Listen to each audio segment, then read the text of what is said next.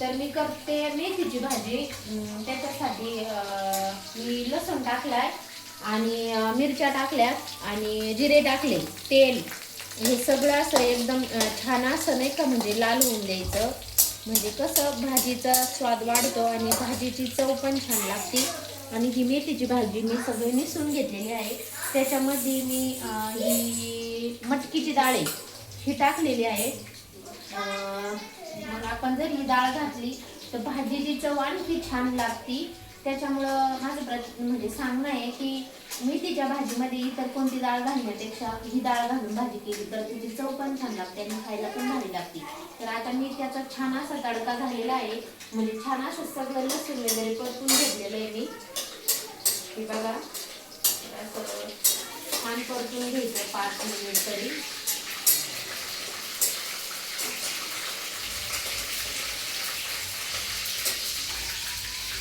मग भाजी अशी व्यवस्थित मिसळून घ्यायची आणि आपण अशी मोकळी करून टाकायची ना, छान असा परतून घ्यायची. पाणी राहत नाही त्याच्यामध्ये ते घेतलेलं.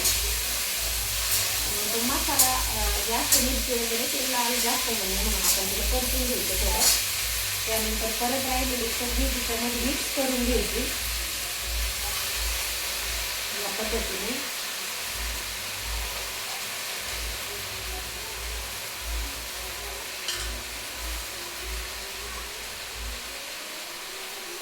तर मी भाजी अशी करते. तुम्ही मला सांगा कमेंट करून की तुम्ही कशी करता मेथीची भाजी. मी तर अशीच करते. मला काय मेथीच्या भाजीमध्ये शेंगदाण्याचा कूट आवडत नाही, त्यामुळे मी टाकतच नाही भाजीमध्ये कूट. शक्यतो मला आवडतच नाही. मी मिरची पण मिक्सरमध्ये बारीक करून तशी पद्धतीने पण करते, पण कूट मी घालतच नाही. तर मी डाळ जास्त घालते. शेंगदाण्यापेक्षा डाळ छान लागते आणि माझ्या मुलींनाही भाजीमध्ये डाळ जास्त आवडते, त्यामुळे मी डाळ नेहमी वापरते भाजीमध्ये.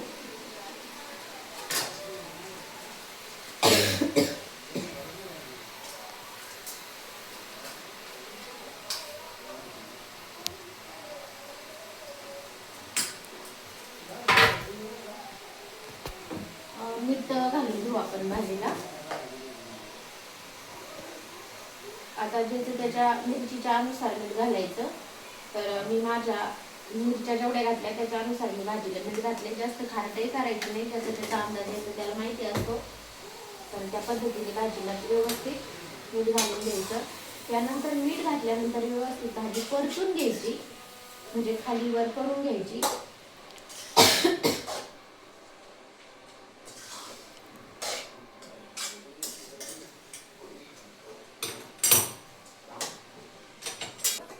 मेथीची भाजी मी केली आणि मेथीच्या भाजीला एकदम जास्त पाणी टाकायचं नाही. डाळ शिजायला जेवढं पाणी लागतं ना तेवढंच आपण त्यात पाणी घालणार आहे. तर माझा अंदाजच असतो नेहमी. तर ही फुलपात्र आहे. तर माझं नेहमी भाज्या करताना एक मी अंदाज ठेवत असते पाण्याचा की किती प्रमाणामध्ये काय वापरायचं.